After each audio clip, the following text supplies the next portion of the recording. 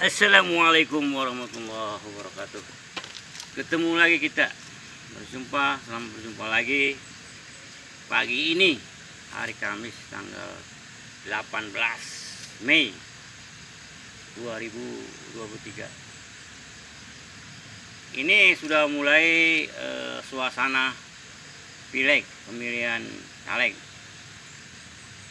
Entah itu istilahnya pemilihan tertutup atau terbuka, ya kan, masih berdasarkan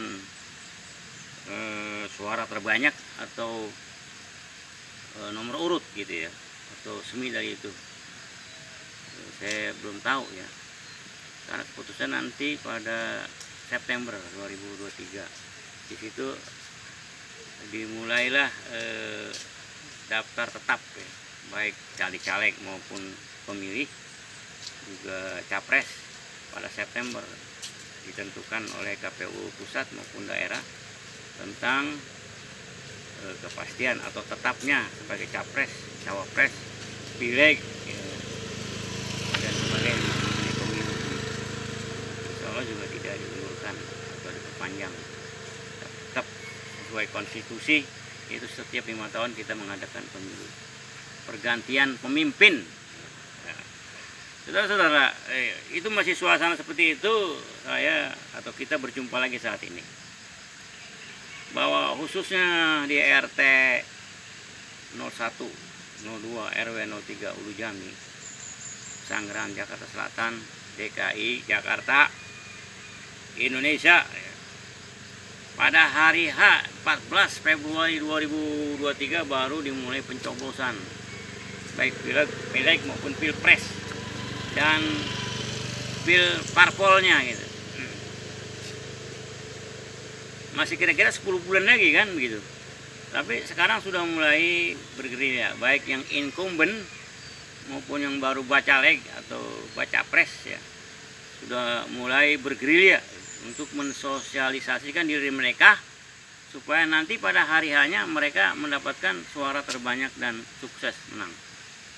Ya. Juga tidak berdasarkan mutlak uang yang miliaran atau triliunan ya, seperti di Tangerang Selatan ya. Sebagai ilustrasi, ada caleg yang mengeluarkan 4 miliar dan dengan mendapat suara 7.000 suara di salah satu dapil di Tangsel itu tidak berhasil, Pak. Padahal dia mendapatkan 7.000 suara untuk calegnya gitu. Tapi karena tidak merata terhadap caleg-caleg di partainya sendiri dan di dapilnya sendiri, itu tidak merata suaranya. Seperti partainya tidak mendapatkan lebih dari 1.000, cuma mendapat 200 suara misalnya. Ya, kemudian caleg yang lain juga nggak mendapat, ada yang 1.000 atau 2.000 dan sebagainya. Bahkan barangkali 50 suara aja nggak dapat misalnya.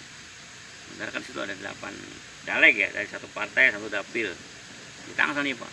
Karena tidak merata, akhirnya dia dikalahkan oleh kontestan lain, parpol lain, caleg lain yang suaranya merata, walaupun calegnya tidak mencapai 7.000 suara.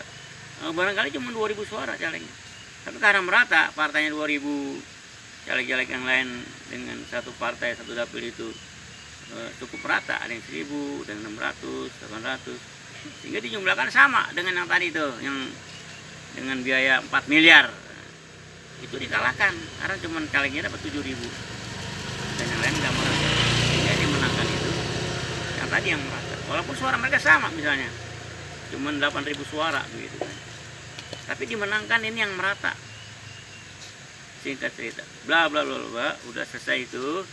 Yang dapat kursi akhirnya kursi sisa itu yang merata dia, walaupun dia nggak sampai 4 miliar, paling 200 juta ya. Maka 300 atau 150 juta satu caleg ini yang berhasil ini, dan sebagainya dan sebagainya. Kemudian di RT 1, RT 2, 03 Ulu Jami, incumbent DPRD, baik DPR RI, DPRD, incumbent maupun bacaleg, itu sebenarnya udah mulai bergerilya, Pak. Kalau tidak bergerilya, dia akan ketinggalan, Pak. Dan di sini juga bertempur masalah biaya dana. Dana juga harus jelas, Pak, harus konkret, harus real. Ya, dana-dana untuk sosialisasi diri mereka supaya nanti di hari haknya mereka berhasil positif, bahkan sukses gitu. Itu aja dulu yang bisa sampaikan masalah pileg, pilpres dan sebagainya 10 bulan ke depan.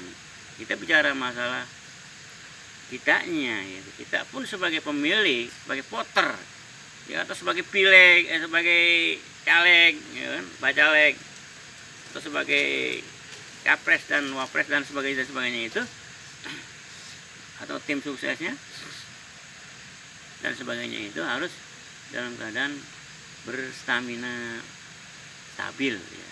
Kesehatan mereka itu atau kesehatan kita ini harus stabil, gitu. Supaya stabil gimana gitu. Tentunya kebutuhan primer itu perlu kita penuhi. Meskipun kebutuhan sekunder atau tidak atau belum kita penuhi, tapi kebutuhan primer itu perlu kita penuhi. Kita perlu miliki. Nah, itu di plus, ya, plusnya, nilai plusnya yaitu masalah kesehatan.